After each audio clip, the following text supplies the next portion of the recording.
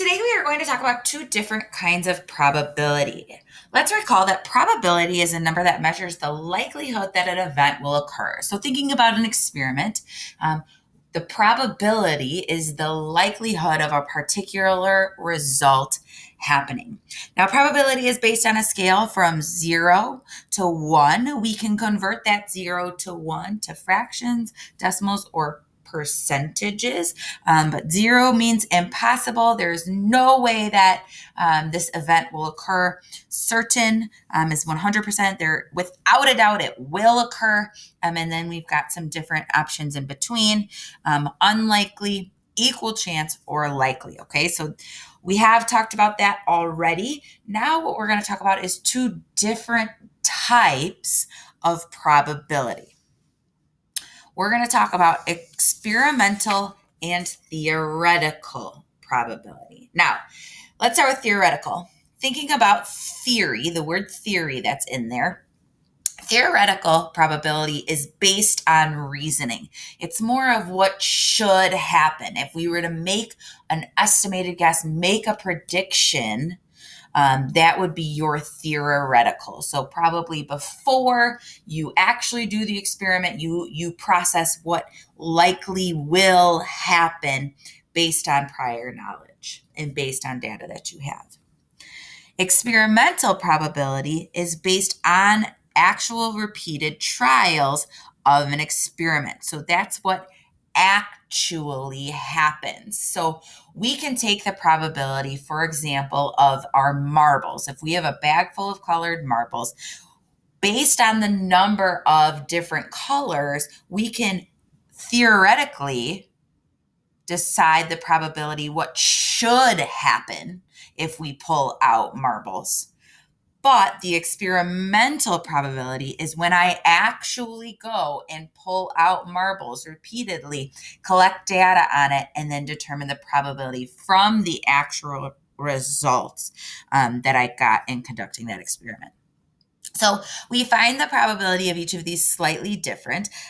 For theoretical probability, we do number of favorable outcomes over the number of possible outcomes. Okay, so what are those? What's the chances of that favorable outcome, and then just the total possible outcomes. And then experimental, we calculate the number of times that the event actually does occur from our experiment out of the total number of trials. So let's take a look here.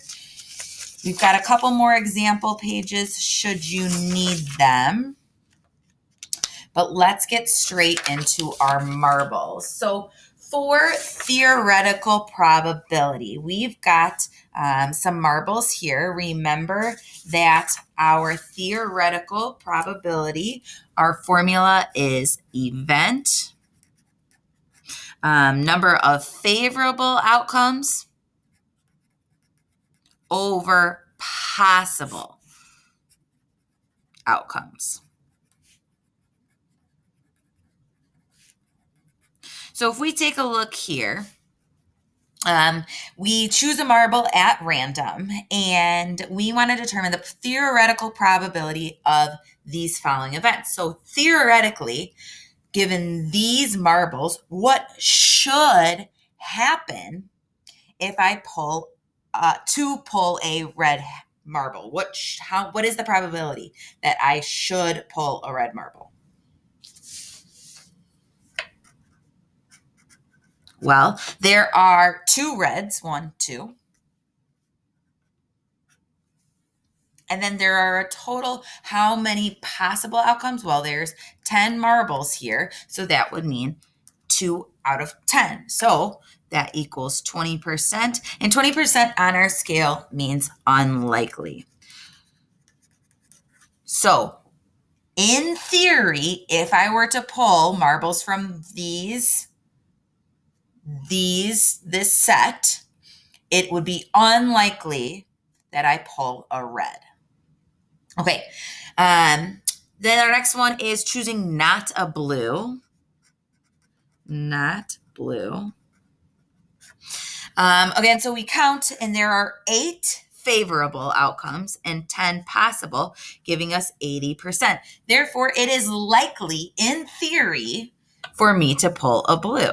Now, in actual practice, when I actually conduct the experiment, might I pull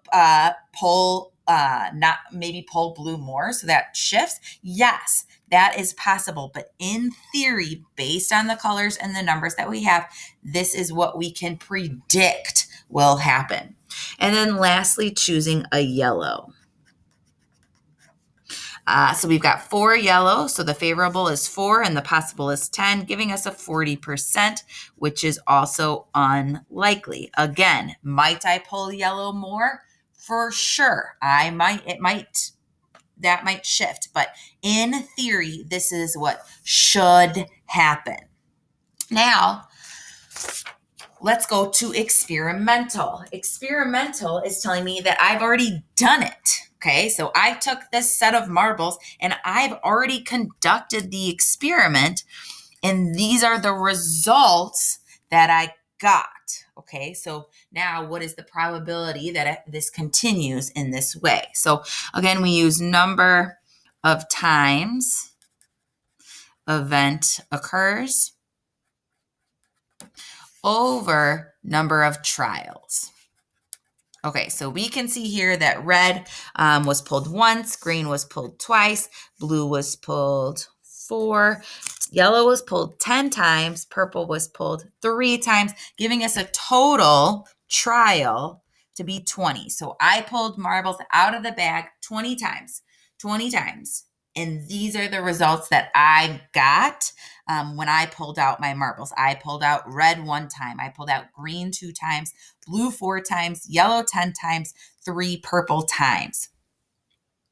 Purple 3 times, excuse me. All right, so we've got probability of choosing red. Is that likely or not likely? Well, we had 1 time that event actually occurred out of a total of 20 trials. So that actually is only 5%, meaning that is incredibly unlikely for me to continue pulling red. Number 2, choosing not a blue. Well, according to our data that I have collected, I pulled out 16 that were not blue. 16 out of 20 is 80%, which was likely. And then lastly, yellow. If I pull yellow, well, I pulled 10 yellow out of 20, giving me a 50% chance that I would pull yellow, making this an equal chance that I pull a yellow or not pull a yellow. So what I can do there is I can kind of look at the difference in what I theoretically thought would happen versus what actually did happen. Red still came out unlikely, although the percentages were different and pretty far off. It was still unlikely, so that rang true.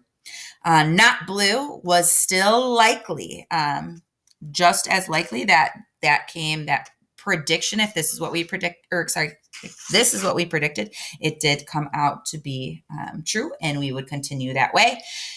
Yellow, on the other hand, was slightly higher percentage once we conducted the experiment. So moving forward, it would be an equal chance of pulling yellow. So this is what actually happened. Your experimental is what actually happened, whereas your theoretical is what should happen based on data.